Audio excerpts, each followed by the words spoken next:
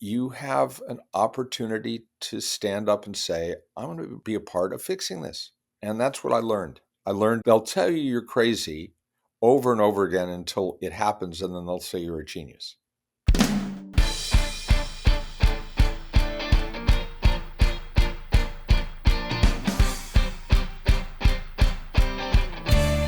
Hello, and welcome to the Politics Girl podcast. I'm your host, Leigh McGowan. Let's get into it.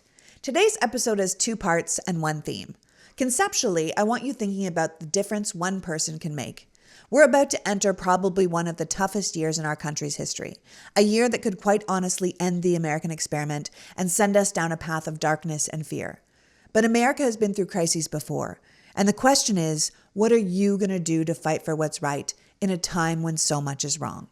To talk about this, I've asked my friend David Bender to come and join us because he is someone who time and again has stood up and fought for what was right in this country, and he is fired up to do it again. David is a Democratic strategist, an author, producer, and former talk radio host. He spent 5 decades as a political activist, beginning when he took what he calls a leave of absence from 7th grade to become a full-time volunteer for Bobby Kennedy's presidential campaign. David went on to report on the presidential campaigns of Richard Nixon, George McGovern, and Herbert Humphrey. He was a key aide to the legendary liberal activist Allard Lowenstein, pivotal in both the civil rights movement and the anti-Vietnam War movement. David served on the national field staff for California Governor Jerry Brown's 76 presidential campaign and Senator Edward Kennedy's 1980 presidential campaign. When JFK Jr. launched his political and cultural magazine George, David was his first West Coast contributing editor. David was also the host of the Air America show Politically Direct, where he regularly interviewed influential voices in politics and media like Hillary Clinton, Barack Obama, and Gore Vidal. Dubbed Rachel Maddow's political guru, David joined her show as a contributor in 2008 and frequently guest hosted when she was away. He also has an extensive film and television writing career, but he would tell me this introduction is already too long, so I will leave it to you to look that up for yourself. I'm having him on today to get his insight on where we are as a country and then to talk to him about where he is as a human living in this country. So without further ado, please welcome my guest, political expert, author, and guy who seems to know everyone and everything in politics, David Bender. Welcome back, David. I know everyone except certain people who wear red hats. I know none of them. They're not friends of mine, and only if they're Cardinal fans do I know them. Got it. Well, thanks for joining me. I mean, what a time we're living Thanks through, for having right? me. Yeah. Well, we're living through it, which is the most important thing. We have to survive it in order to change it. And there have been times in our history where we thought we couldn't, and we did. And this is yet another one. It's a hard one, Yeah. but that's the one experience I've had in a long time in this process, is that when Reagan seemed impossible, Nixon seemed impossible, we got through it. Yeah, George W. Bush, remember him? I do. Seemed impossible, but we got through it. That's what got me to be an American citizen. I thought I cannot do this one more time and not have voted in this election. Well, we are grateful for you for that. Thank you. And that's the thing. I do know that it is the idea that people feel helpless that makes it true. And the one lesson I've had my whole life is that when people tell you you can't change something, it is not a self-fulfilling prophecy. It is only something you buy into. And I never have, and I don't. You never have. I think I'm the same way. I mean, I think you and I are both at the same way with the way the country is right now. We know it's at a crossroads. We know the stakes couldn't be higher. And you and I are just doing our best to get people to understand how serious this moment really is. Well, what's interesting about it, and again, so many times it comes down to one person. I was thinking back, we're now watching the Supreme Court get involved as early as tomorrow when Trump has to respond to Jack Smith went directly to the court. That had happened last pretty much with Leon Jaworski with the tapes. The Nixon tapes. And Leon Jaworski, a special prosecutor, said, we do not have to go through all these steps. The court is able to skip the appellates and make a decision, and they did in 8 days. And this is what Trump was expecting would not happen. His delay has always worked for him. And Jack Smith is not playing the game. and good on him. And that's what I hope gives a lot of people cause for at least belief. And the one thing I'll say, Leigh, is that if the courts don't operate in a vacuum. If we make it clear that we're watching, they are a political entity. We do know that. And if we make it clear that we are paying attention, it helps. It's not like you can lobby the court, but you can make it very clear. And a lot of citizen activists, individuals in their own communities, letters to editors, any one person can be a part of this bigger process. Yeah, we had Delia Lithwick on the show a couple months ago, and she was like, these people She's do great. respond to political persuasion. They do respond to people being outraged. They do respond to people paying attention to them. And I do think it's really important that we keep our eye on the ball here. And I've said that from the beginning, not getting involved in politics, not paying attention to the courts. It doesn't mean that their decisions don't affect you. It means you can affect them. And so we need to be doing it. Now, you Exactly. personally have lived through a ton of political turmoil. You were mentioning Nixon earlier. You lived through the 60s. But I want to talk just for 1 second because you worked on the Bobby Kennedy campaign. You were actually in the The hotel, good the Bobby good Bobby Kennedy Kennedy. Well, this is campaign, what I want the to talk to first you one. about. Like, you were Yeah. there. You were there when he was so tragically shot. You worked for Ted Kennedy. You worked for JFK Kennedy Jr. What do you think the Kennedys would think about RFK Jr. acting as a spoiler candidate at the very time we need Democratic unity?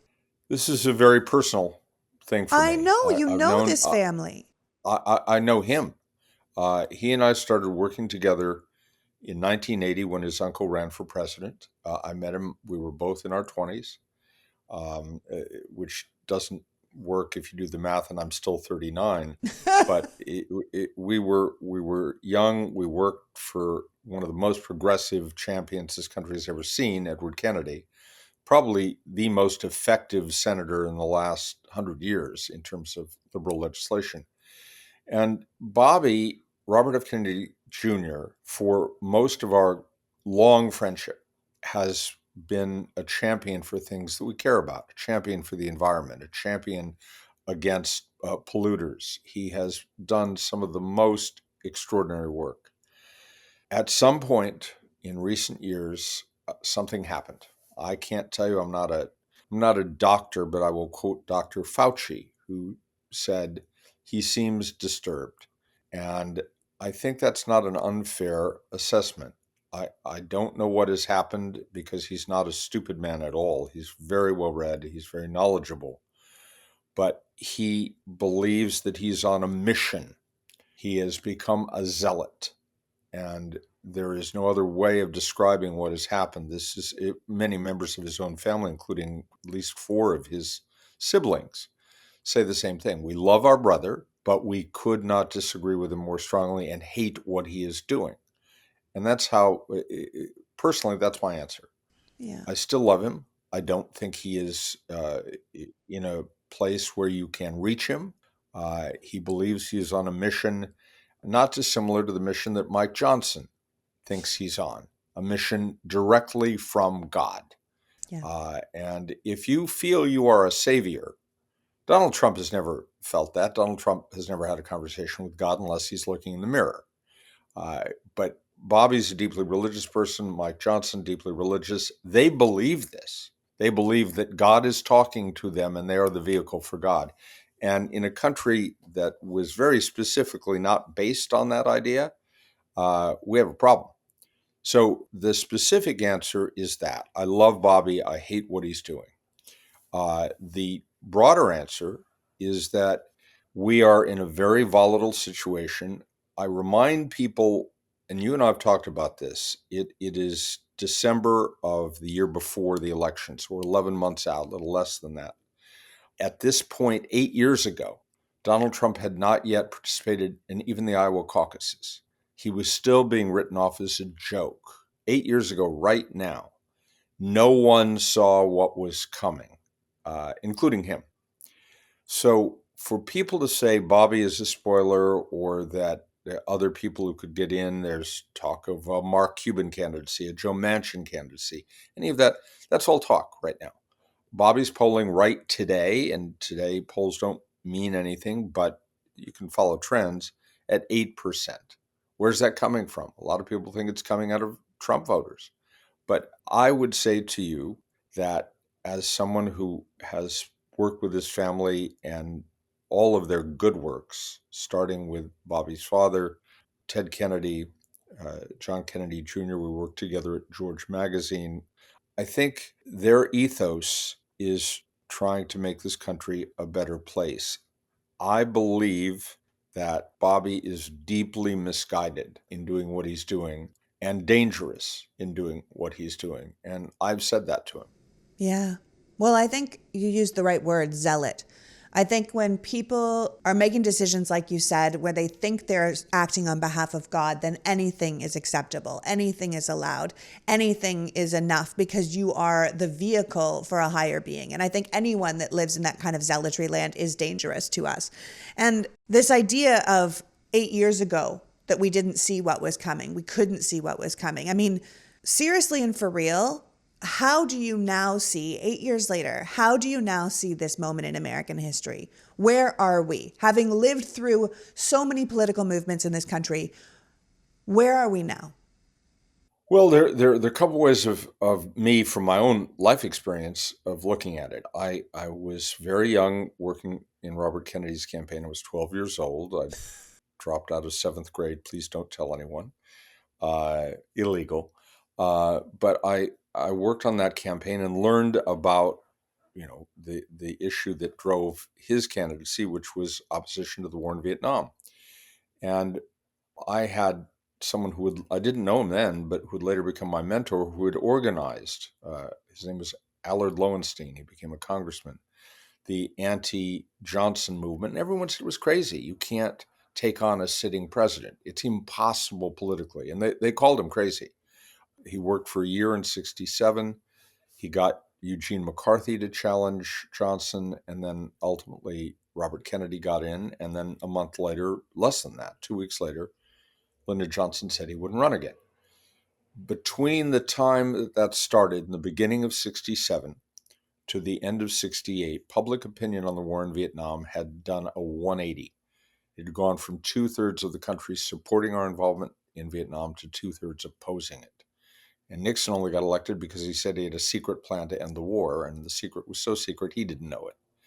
What I learned from that was that people like Al Lowenstein and then individuals who make a choice to get involved and individuals in larger and larger numbers as they were in the anti-war marches become a collective. And that's our power. People power becomes something that I learned at an early age, that you can do it individually and then join up with others. Now, I saw this exact thing repeat when I worked with Howard Dean in 2003. I joined Howard Dean's campaign when he was at 0.5%. And the only reason I was supporting him is he was opposed to our involvement in Iraq. He was the only Democratic candidate. 2/3 of the country at the beginning of 2003 supported American involvement in Iraq. Howard Dean didn't win the presidency, but his candidacy got every other Democrat to turn around. And by the end of almost an exact parallel to what happened in 1967, 1968, 2/3 of the country were opposed to U.S. involvement in Iraq, including every Democratic candidate. That makes a difference. And one man, Howard Dean, in the case of Al Lowenstein getting Gene McCarthy and by extension Robert Kennedy to run, if you believe strongly enough that something is wrong, you have an opportunity to stand up and say, I want to be a part of fixing this. And that's what I learned. I learned they'll tell you you're crazy over and over again until it happens, and then they'll say you're a genius. Yeah. Can I ask you something, not to get off topic, but then how is that different than what the far left kids are doing with the Gaza situation, where they think they're doing the right thing and they think they are helping the Palestinians, when really they unfortunately are helping Russia, Iran, Hamas, in many ways the Netanyahu government. How does that help? Because these are world events that changed on someone changing the sitting president's mind or Right. the prevailing mind. And how is that different than what we're looking at now? When I really do think that we've gone down the wrong path with that. Well, I agree with you. And I think that it's like saying there are always, and particularly in the age we live in now, in this century with social media, where you can gather people together in larger numbers more quickly around bad ideas. There are now globally 1 million people who are members of the Flat Earth Society. Now, there may have been 1 million people who believed that the Earth was flat, but they didn't know each other until the internet. Yeah. So, what I see on college campuses is different, um, but yet, again, there are Christian students who are organizing deeply around their Christian message, and the message they're getting, as we talked about earlier, one that seems to be coming directly from God, or they are told as young people it is coming directly from God. Just because you believe something deeply, it doesn't make it right. And the reason we have a republic, not a democracy, is because we count on our leaders to filter out messages. Yeah. People can say, this is what we believe in large numbers. And I do not believe that those students represent a majority of American opinion. I don't. Yeah. I believe that they believe this is true. I do. And And I believe they believe they're doing it in the spirit of goodwill and taking care of people yeah, and right. humanitarianism. And I really do believe that they think they're doing the right thing. Absolutely. But that doesn't make Absolutely. Joe Biden a genocidal maniac. And No. that's where I think we've lost our way. And because Joe Biden is not, and I have to say, never has there been an opportunity to more closely understand how good a president we have right now in Joe Biden than watching Tony Blinken and watching Jake Sherman and Lloyd Austin, the people who are dealing with this problem in real time, particularly Blinken. Uh, and the notion that uh, he is a puppet to Netanyahu, quite the opposite. He's bringing the appropriate quiet pressure to bear to keep Netanyahu from going further in the direction of what might not call genocide, but certainly the complete and utter destruction of civilians disproportionate to what happened. Now, there's an interesting, Sam Harris, right? Sam Harris, he's brilliant. I hope you have him on this program. He's absolutely extraordinary. He is probably the country's leading atheist, but he is a deep thinker about religion and its impact. And he draws a distinction between Islam and jihadism. Jihadism is something like Nazism. It is inhumane to its core. Jihadists will kill other Muslims. They will kill children because they believe they are getting them to heaven. So the brutality we saw from the jihadists against Israel is a separate question from the idea of Palestinians. Jihadists are a danger to anyone and everyone, including their own people. And that's a distinction that Sam Harris made recently, and I listened to and I thought, well, this is right. The people we have to oppose, and we have to, by in every opportunity, we have to try and eliminate the idea of jihadism. We've seen how dangerous it is, fatwas against writers and cartoonists. It is not something that can peacefully coexist on a planet, even that allows for religious differences. This is beyond that. Yeah. Death is their culture.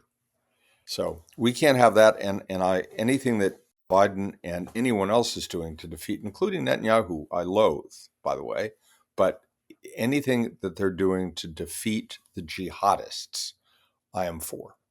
Yeah. Well, it goes back to what you were saying about social media and how in some ways we have to defer to the experts in these kind of situations instead of thinking we know everything because we heard it in a meme or on TV or that kind of thing. But I want to go back to where we are right now because Mm-hmm. the extremism that we're seeing in the Middle East is also extremism that's rising here at home. And I know that when Trump was elected, you felt like, how can everything I've done my whole life be unraveled by 70,000 people in 3 states? You know, all of that progress, civil rights, women's rights, workers' rights, gays' You rights. remember me saying that. I said that exactly that. Yeah. I do. I do remember you saying that because it struck me because you have been in politics for so long and you watched this man come to power who had no business being in power.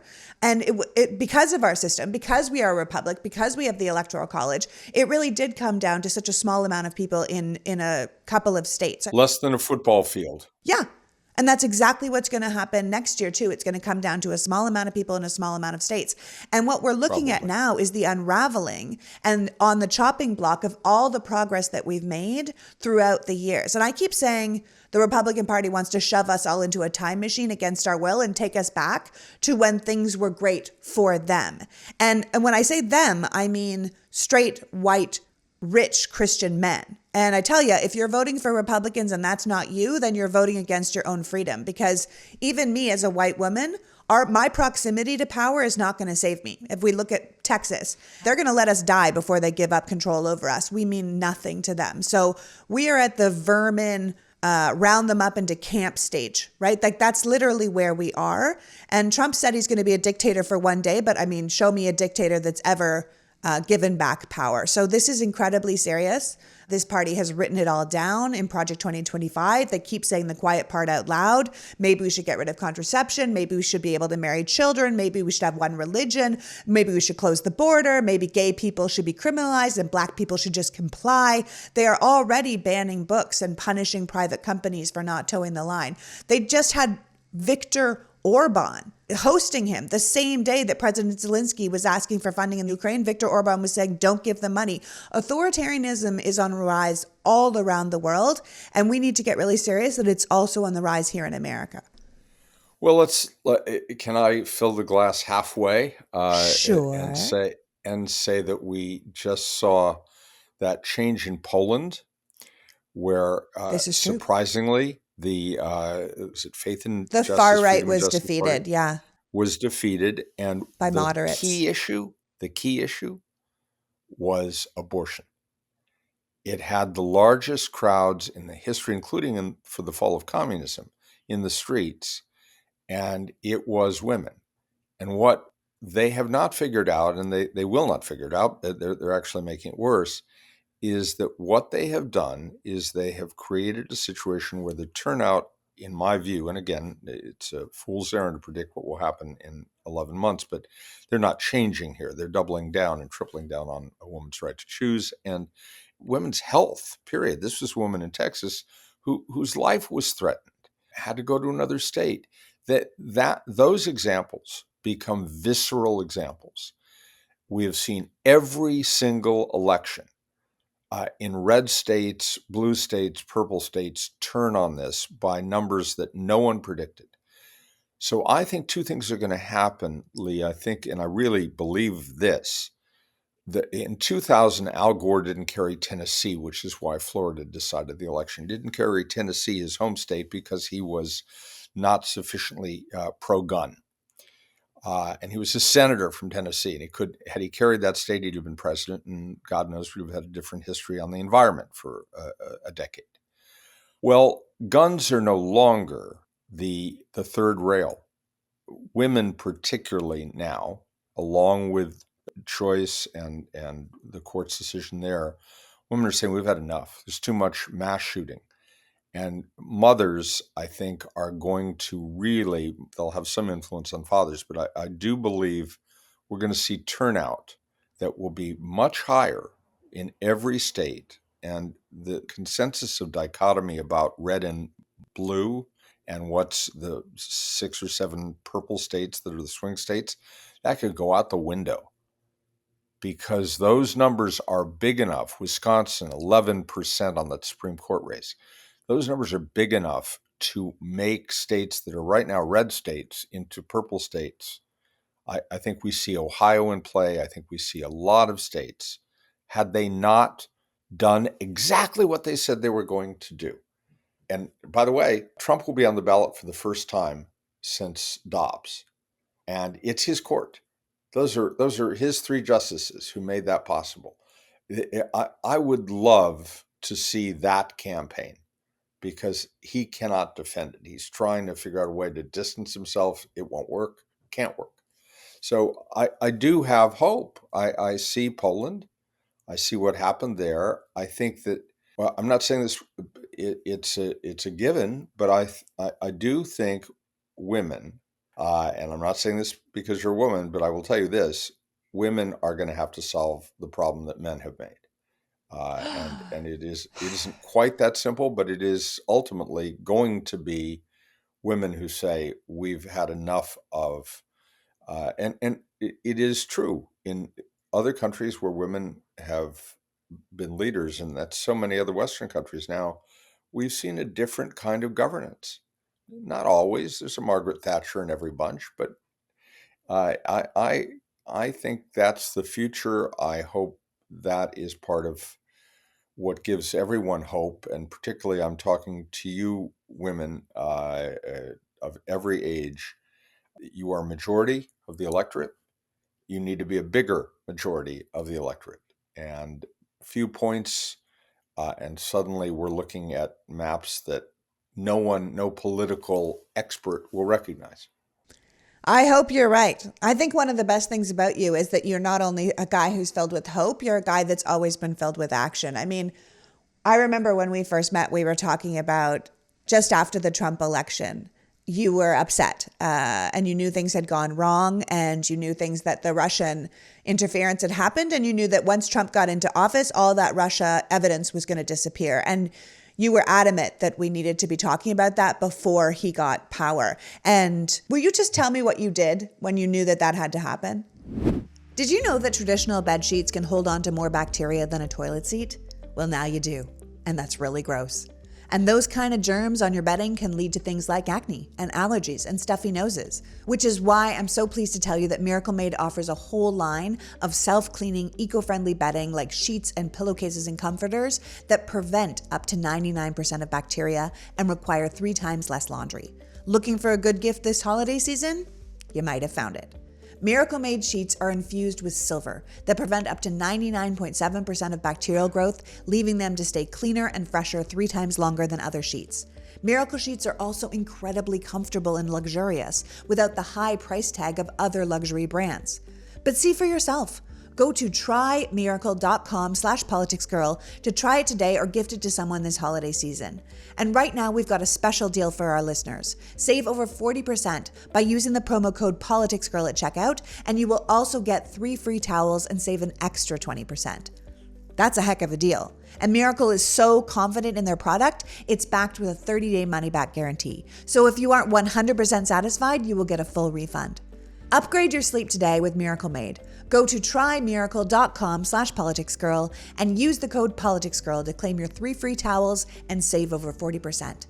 Again, that is trymiracle.com/politicsgirl to treat yourself, a friend, or a loved one this holiday season. It's a Christmas miracle. If you're like me, morning coffee is non-negotiable, but buying one every day can get really expensive, and the whole process of making it at home can be quite time-consuming. And don't get me started on those terrible cups of coffee you get in hotels or business centers, which is why I'm really excited to introduce you to one of our newest sponsors, AeroPress. AeroPress is like a French press. It uses patented 3-in-1 brew technology that combines the best of several brew methods into one portable device that gives you a smooth, rich, full-bodied coffee without the bitterness and grit you get from other presses. Plus, AeroPress brews and cleans in less than 2 minutes. You just add medium fine coffee grounds, pour in hot water, stir for 5 seconds, brew for 30 seconds, and press into a mug to drink.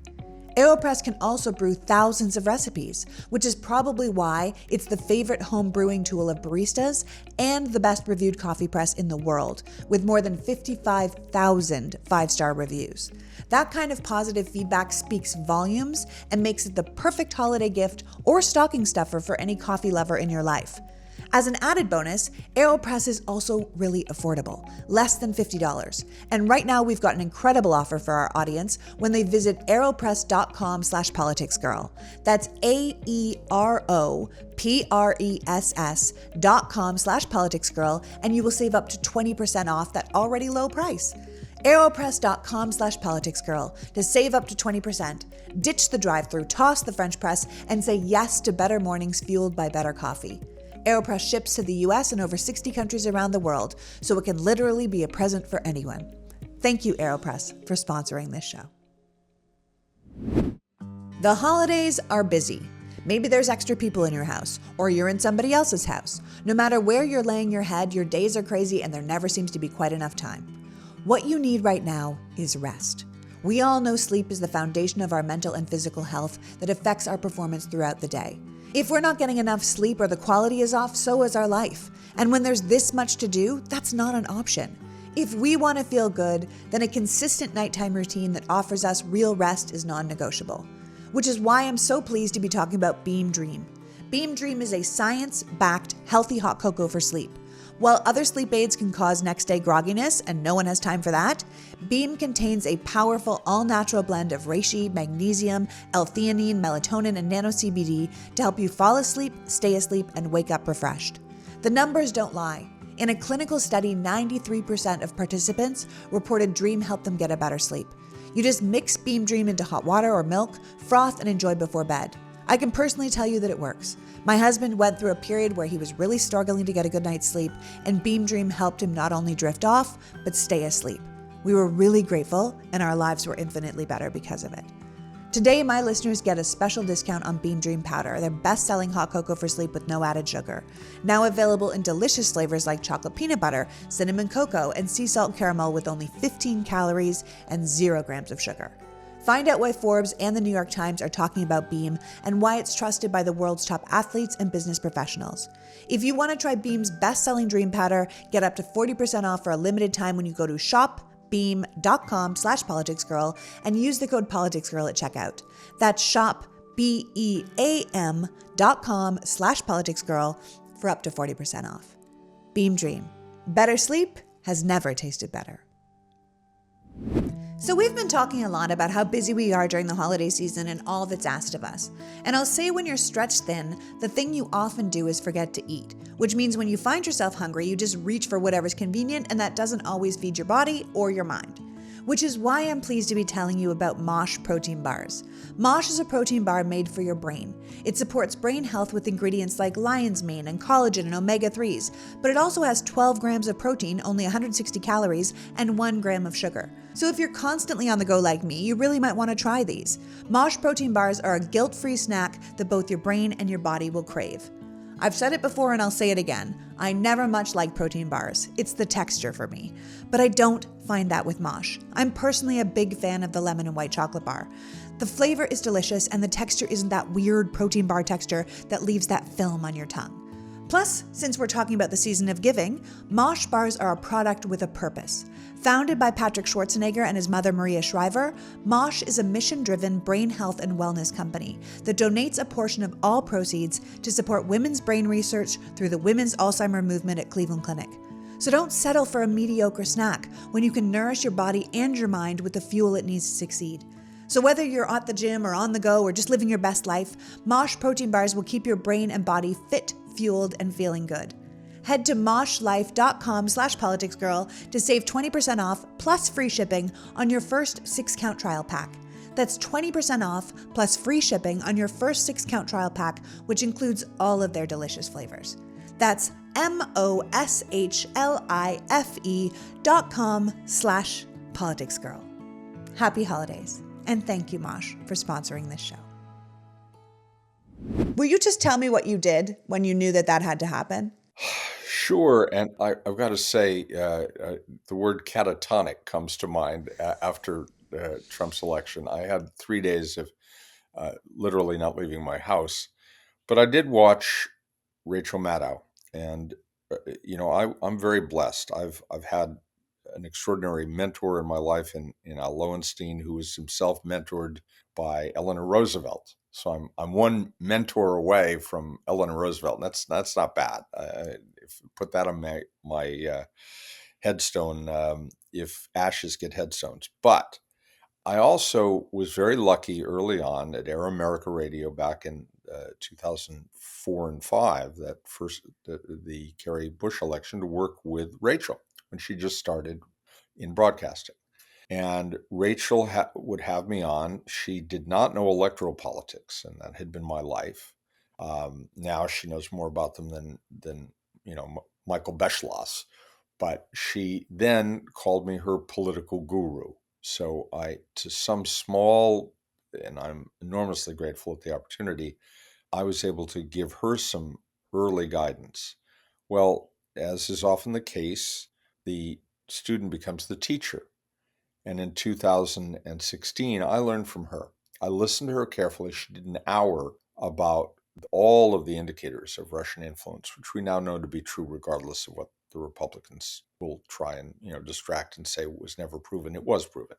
Uh, that said, what do you do about it? You have a president-elect who almost certainly was empowered and was about to make Michael Flynn his national security director. And so I listened to Rachel that Russia was the key. We had 2 months, a little over that, before the inauguration, and something had to be done. So I called another old friend, David Korn, the of Mother Jones, and he had been covering the Russia story for a long time. And I asked David, what do we do? Something has to happen. And he said, the only way this works, the Obama administration cannot do anything. And Leigh, I know you've pointed this out. He might have done something as early as September and called out the Russian involvement. But Mitch McConnell said, if you do that, we will blame it all on Hillary. And they were betting that Hillary was going to win no matter what. I That was think a they also bad bet. didn't want to have their thumb on the scale to look like they were trying to help Hillary, even though what was happening with Russia and Trump was well obvious to the people I think in you're foreign right. intelligence. They didn't want to look like they had tried to help her win, and they thought she was going to win anyway. And unfortunately, I believe that was a mistake. They should have mentioned it earlier, but there's nothing, you Absolutely can't go agree back with in you. time. You can unring a bell, but the way McConnell would have played it is he is putting his thumb on the scale, Right, exactly. and that could have hurt Hillary. So now we're in November 2016. Obama still can't do anything really because it's the same kind of problem. What do you do if you're prepared to go with history and a peaceful transition? Do you call out your theoretical successor as, in effect, a Russian sympathizer? Let's call it that. Let's not even accuse him of actual collusion. There's no need. It's evident that he would have been very favorable to Russia. What we do know is that we had a lot of information that they were sitting on. And David Korn said the only thing that will protect that information is public hearings. So I sat in my room, living room alone, except my dogs. And I said, dogs, what do we do? And I thought about it. And because I knew the politics of it, I knew that we had a couple of options and they were very slim. The House was run by Paul Ryan. Remember him? And Board the member of House, Fox News, Paul Ryan. that Paul Ryan, Mm-hmm. exactly. Former Romney vice presidential candidate Paul Ryan, but someone who was never going to allow a House committee hearing. And the Speaker is powerful enough that he or she can tell a committee chair what they can do. Senate is more like individual fiefdoms. So I thought, all right, well, we have, even though McConnell's running the Senate, we have individual senators who chair committees. The possible committees, and literally I'm doing this in my head, the possible committees are Foreign Affairs, that was chaired by a man who wanted to be Trump's Secretary of State. He wasn't going to So do it. no. No. Intelligence was Richard Burr, but the problem with that was exactly what David Korn said needed to happen. They would have done it in closed session. These had to be public hearings for the Obama administration to see that there was significant concern about the attack from Russia on our elections. So I sat there and I thought, well, what does that leave? We've closed all the doors, and then it hit me. I had worked with John McCain and Russ Feingold, and I know you've met Senator Feingold, who's still doing great work on the Constitution, in 2000 on campaign finance reform. They did bipartisan work to try and change the laws about money in politics. So I had helped them. And I knew McCain some. not close, but I knew his people. McCain chaired the Defense Committee, and it occurred to me that we were attacked. This was an attack. It was a cyber attack, but it was an attack nonetheless, and therefore defense should have had purview. And then it occurred to me, wait a minute, John McCain, he's afraid of nothing. He hates Russia, and he really hates Donald Trump. So I began a process on November 10th, 3 days after the election, of reaching out to everyone I knew who could get to John McCain. And I went to Washington a number of times. I met with people in the House, the Senate, met with press people. And honestly, Leigh, I felt like I was pushing a boulder uphill that wasn't going to make it. By a month later, the middle of December, no hearings.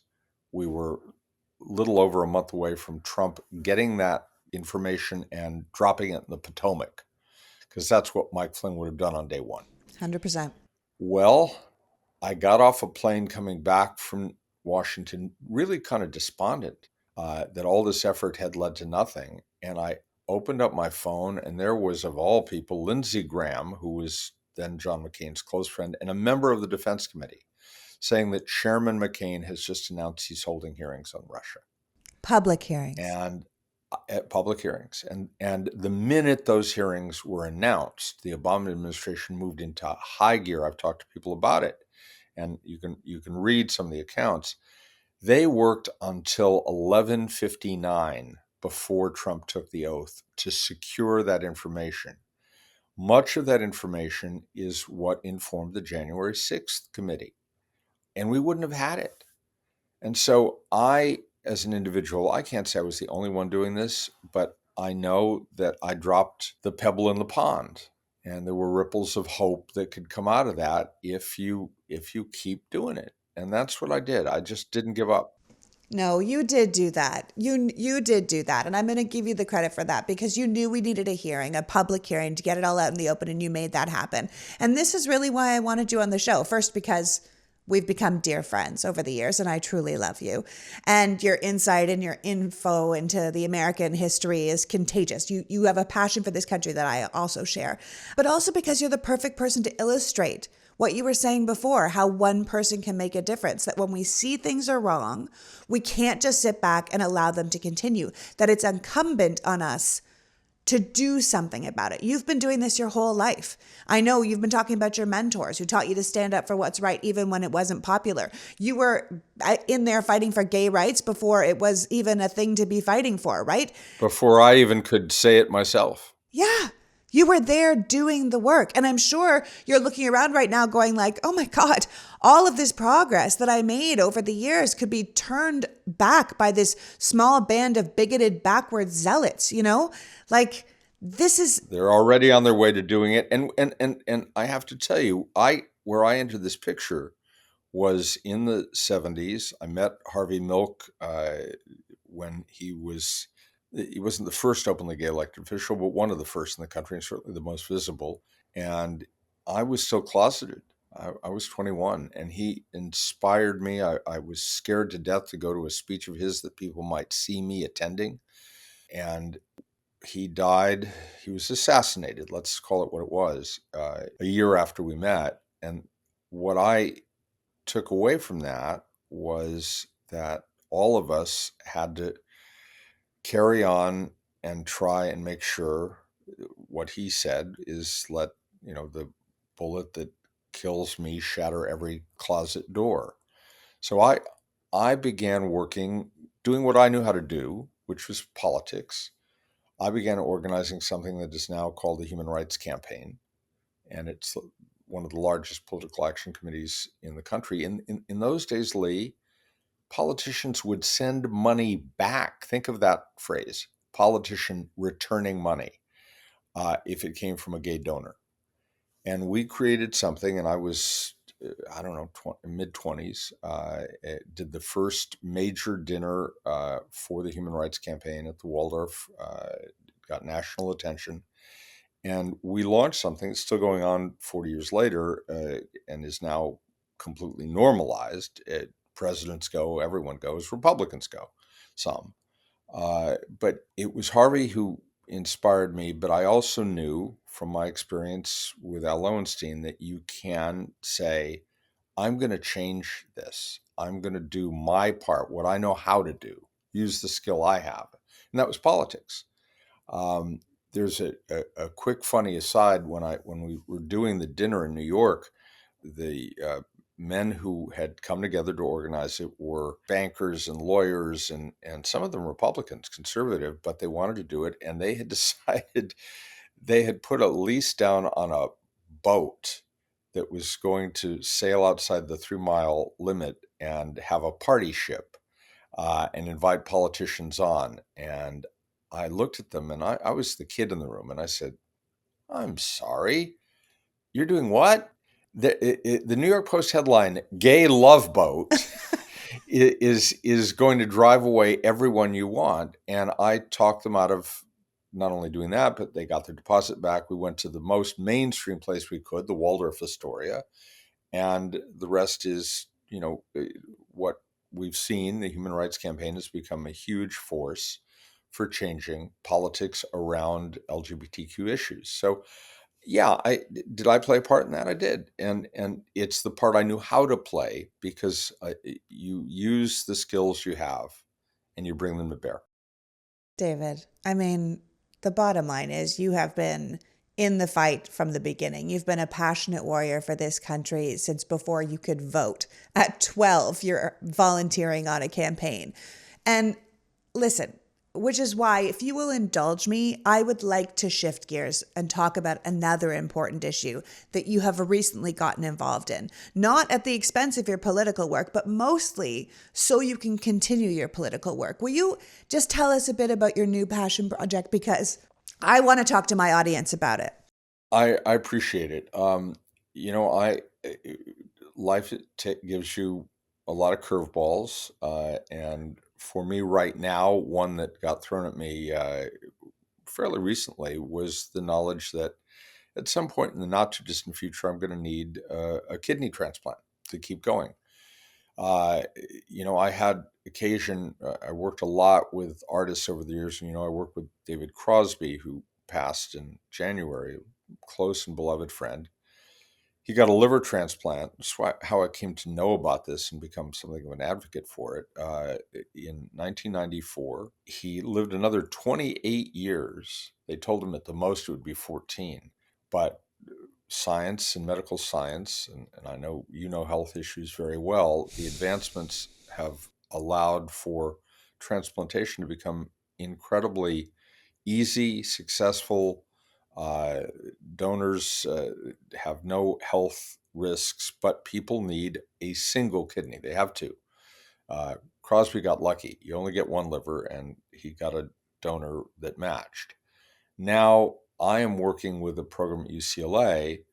I am about to become eligible for one, and yes, I would welcome having either a match or there's a system now which I just learned about, Leigh, and I think a lot of people don't know about. A lot of it I learned about watching John Oliver talk about this I know recently. John Oliver just did the most amazing segment on People should look at it yeah. if they love John Oliver. They should go back and look at it. It was a couple of weeks ago, but maybe a month ago now. No, let me just tell Uh, people, just so they know before you go on. John Oliver just did an entire segment on organ and body donation on HBO. And as John Oliver often does, he drew attention to some of the problems in the system. One of them is that they've discovered that these things called OPOs, which are not always so well run, which are the local, regional organ procurement locations for the national Bureaucracy. organization, which is called UNESCO. They don't run so well. So we often lose organs that are totally viable and could go into Right, people in right. transportation or through a computer system or so this kind of thing. And according to Oliver, if, these OPOs ran better, we could save almost 6,000 people a year, which is interesting because we lose about 6,000 people a year who are just waiting for an organ. And so they're just blowing it with bad management. And it was so fascinating because you and I have obviously been talking about organ donation Yep. recently. And here is this mainstream show talking about Out of the exactly the same blue, thing. suddenly Yeah. he highlighted stuff I didn't know, and I thought I'd studied it all. But this UNOS program, which was set up in the '80s, is still working with technology from the 80s. Yeah. They're faxing information. So is the IRS. to- This is how like old yeah, government systems work, and we need to update them when we need to give them money. And I want people to remember what David's talking about is that transplants in general, whether you're a living donor or you're deceased, they only became available in David's lifetime. Just so people know, yeah. the first organ transplant in America took place in 1954. Before that, it was basically science fiction. And as time has gone on, transplantation has become more and more common. We think of it as like a normal thing that we do. But it wasn't until 1984 that Congress passed the National Organ Transplant Act, which was the banning of the sale of human organs, which, by the way, was not illegal before, and it established the National Registry for Organ Matching, which is called UNOS, or the United Network for Organ Sharing, which is a private, not-for-profit that works under a federal contract. And while UNOS is the national organization, there are 56 regional organ procurement organizations that we were saying are called OPOs that operate exclusively in the regions underneath them around the country, getting organs from donors and getting those organs to transplant patients in need. That's exactly right. And again, a lot of this I learned from John Oliver. When I qualify for the list, which I think will be sometime in January or February, I now realize I can qualify for any of those 58 lists. That's Now, right. the You can put your name on multiple lists. waiting period in California can be 2 to 5 years, and that could be a real health threat for me, because dialysis is something that is the next step when your kidneys aren't functioning, but it makes you, first of all, it shortens your life. Secondly, it makes it less likely for the transplant to work. So if many people are fortunate enough, and I intend to be one of them, knocking wood, that you can skip dialysis, go to the transplant, and then, like David Crosby, you have he did not die of liver failure 28 years after his transplant. So I I still there's a lot I want to do, and I know that it's interesting. I learned, as I would any campaign, this is an effort where you have to raise awareness, and that's what I now have to be a part of. There's a program, UCLA, I'm involved in the Core Kidney Program, and they're doing a great job. They're going to have a float in the Rose Parade with donors and recipients and try and draw national attention to it, which I think is great. And I encourage people to, go to the Core Kidney Program at UCLA. I think there's a website, but when I worked for the Human Rights Campaign and gay rights, obviously, being a gay man, I benefit if there's less discrimination. But I couldn't do it for me. I wasn't doing that for me. I was doing it because it was the right thing to do. I now am aware of a problem I didn't know anything about. Yes, it affects me, but I'm going to feel great if we can do exactly what you just said. If we can get to the place where this system is reformed so thousands and thousands of people can be helped. I'd like to be one of them, but I would be even happier if it's thousands and thousands of people I never meet. But through these efforts. So am I going to dedicate some time to this now? Darn right. Yeah. I need to. So but it's walking and chewing gum. So long as I can walk and I don't chew much gum, I will keep also focusing on 2024, where nothing would make me happier. If the only kidney I will refuse would be Donald Trump's. I just think my body would reject it. And I won't go any further than that to say that I'm doing an ideological test, but I have but one life to give for my country. Well, I got to tell you, Donald Trump isn't going to be giving up anything that he doesn't have to, which is why I wanted to talk about this, right? Like, I couldn't let the season of giving come and go without talking about the importance of giving someone the gift of life. Donald Trump is never going to do that for anyone but himself. You are incredibly important to me. And I know that you're not engaged in this fight because it serves you. You've become interested in this topic because you know how important it is to so many people. And like everything in your life, you just want to make a difference. And this is the fact that the doctors and scientists are putting a lot of attention these days into living donor programs. You're talking about UCLA's Core Kidney Program. They actually have a float in the Rose Bowl Parade this year to draw attention to the gift Yeah. of life. You know, Yep. and if you're someone who is out there and you think like, you know what? Like, I actually have always thought of that. You know, like I have always thought about, like, what if I did give a kidney to someone in need? You might know Selena Gomez. She's probably one of the most famous people that has had a friend give her a kidney and when she needed one. And much like our medical system has forced us to do GoFundMe for medical bills, our organ donation system is just inefficient enough that it leaves people at the mercy of strangers, or even doing things like taking out billboards on Times Square, which they talked about on John Oliver's show, which a man did Right. a couple years ago and did a kidney that way. So consider this conversation right now David's billboard, because I want people to know that this wonderful B positive, and that is his blood type and his attitude, David Bender, he definitely needs your help. And so I want this to be a catalyst, right? If you have ever considered the gift of life through donorship, this is a call to action, right? You might not be able to help David, but you could help someone wonderful like him. And you can Exactly. donate. Yeah, you can donate in someone's name, and that'll move them up the list. If you say, I'm donating in David Bender's name, it moves him up the donor list, even if he can't get your kidney, right? You can donate in general as a living donor, or you can donate if, God forbid, anything should happen to you, to have your organs be used, help someone after you're gone. So I just want to say, if anyone is interested in and would like more info, you can always email me personally at contact@politicsgirl.com and just put the subject donor, and I will make sure it gets to the right place, because there are so many worthy people, including my dear friend David, who are waiting for the gift of life. And I wanted to spotlight one person to draw your attention to a bigger issue. So please consider helping if you can. Leigh, first of all, you know how touched I am and grateful I am for this, but it also is of a piece. We have work to do. And, I know a lot of other people. I mean, Senator Kennedy, Ted Kennedy, had a brain tumor in the last year of his life. And if you'll recall, he made it onto the Senate floor to cast a deciding vote on healthcare, the issue of his life. So no matter what, you need to give every second you've got, because purpose is why we're here.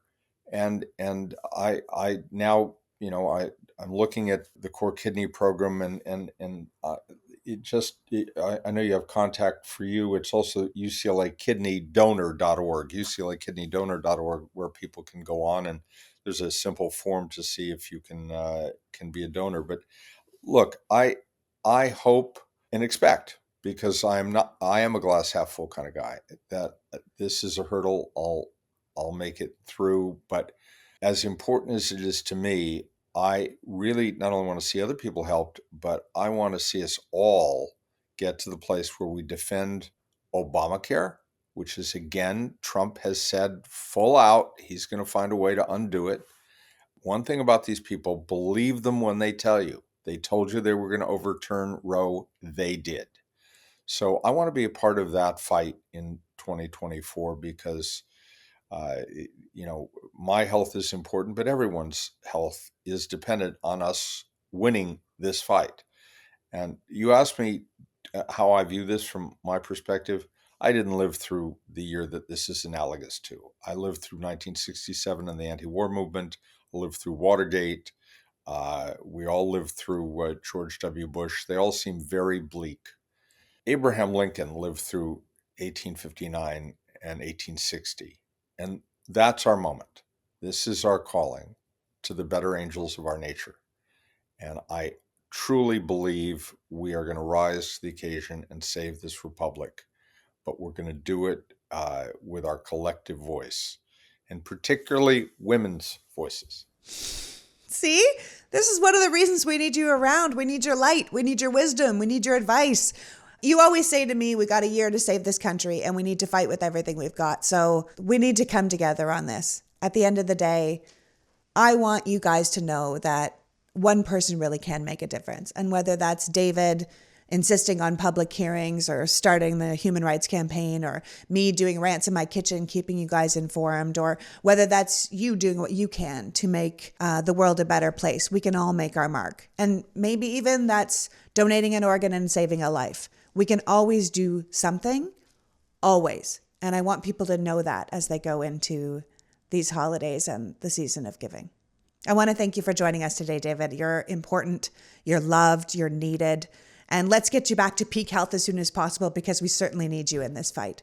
Oh, I intend to bring every kidney I've got, and if Kevin McCarthy punches me in the kidney, I will punch him right in the jaw.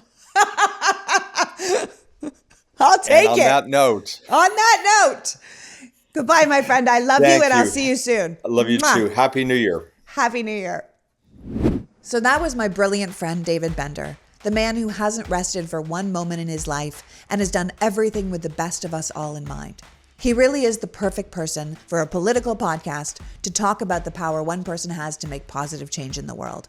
And if you were to take one thing away from this conversation, aside from being a living donor and saving a life, or donating a kidney to David to save his, it's that you too can be a force for change in this world. Your passion, your outrage, your hope, all can be a catalyst for good. You just have to stand up and do the work. I want to thank David for joining us today and sharing his story, and you for caring enough about democracy to be here. Now drop me a note at contact@politicsgirl.com if you want more information about kidney donation. It really would mean the world to me. Until next week, PG out. The Politics Girl podcast is written and performed by me, Leigh McGowan, in partnership with the Midas Media Network, and produced and edited by Happy Warrior Entertainment. All rights reserved.